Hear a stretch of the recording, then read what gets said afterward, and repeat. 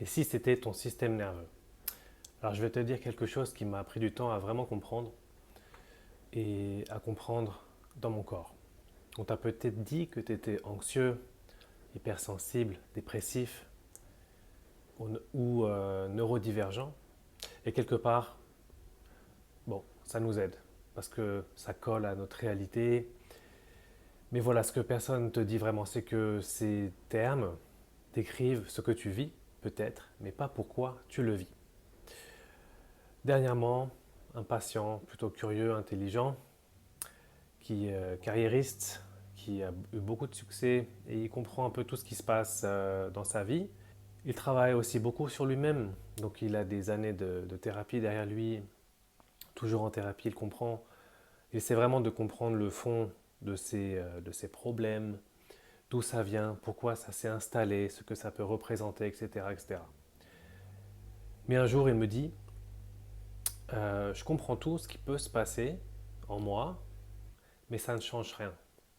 Ça ne change rien au fait que je sois anxieux, que j'ai des angoisses, des peurs, etc.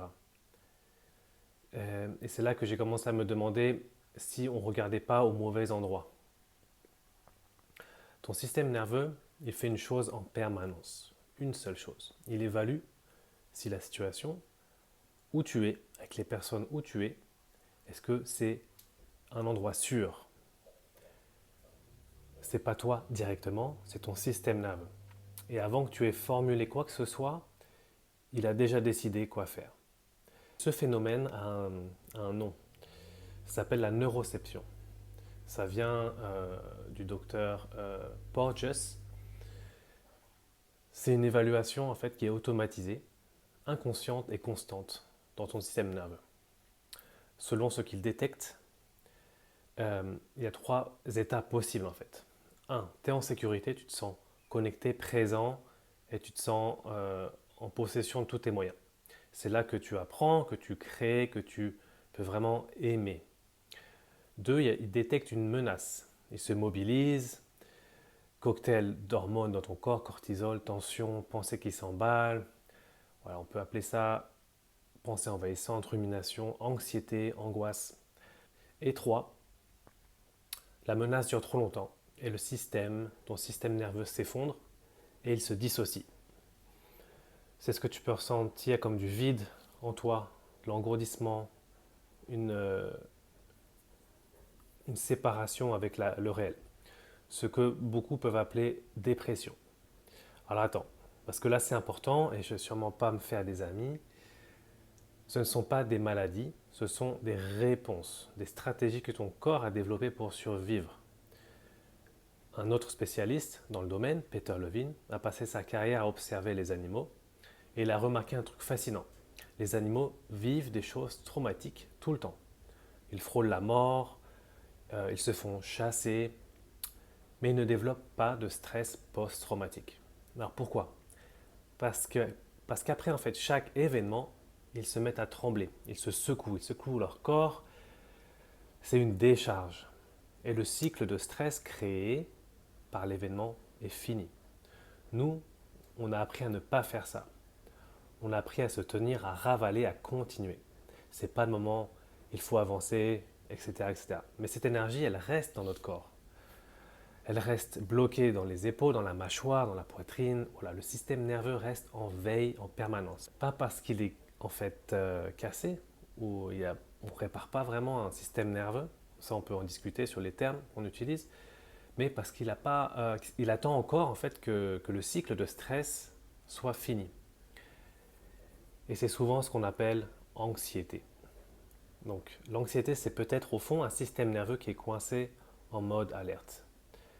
Ce que tu appelles dépression, c'est peut-être un système épuisé d'avoir trop longtemps porté quelque chose sans pouvoir le poser. Ce que tu appelles hypersensibilité, c'est peut-être, encore une fois, un système nerveux qui est calibré à un trop haut niveau. Parce qu'à un moment de ta vie, tu as dû être hyper attentif à une menace, à un danger imminent. Parce que c'était nécessaire. C'était de la survie. Alors mon client, celui qui, comme je disais, comprenait tout très bien, était très intelligent, très vif sur ce qu'il vivait et sur la thérapie qu'il faisait, a commencé à arrêter de chercher de nouvelles explications.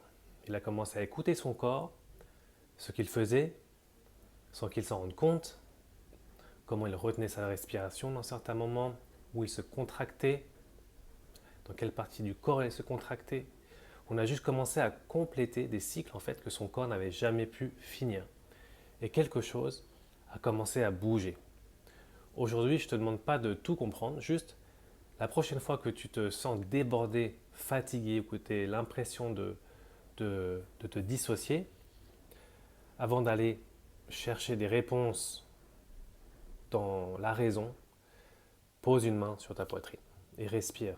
Expire plus longtemps que tu inspires. Et dis-toi intérieurement que tu es présent. Pas pour que ça s'arrête, juste pour signaler à ton corps que tu es là, que tu entends et qu'il n'a plus besoin de se protéger. Alors peut-être que tu n'es pas anxieux, peut-être que tu n'es pas hypersensible ni dépressif. Peut-être que tu as juste un système nerveux qui a appris à survivre depuis trop longtemps et qui attend encore quelque part dans ton corps qu'on lui dise que c'est bon, c'est fini, il peut se poser. Et cette information-là, elle passe pas par la tête, elle passe par le corps. À demain.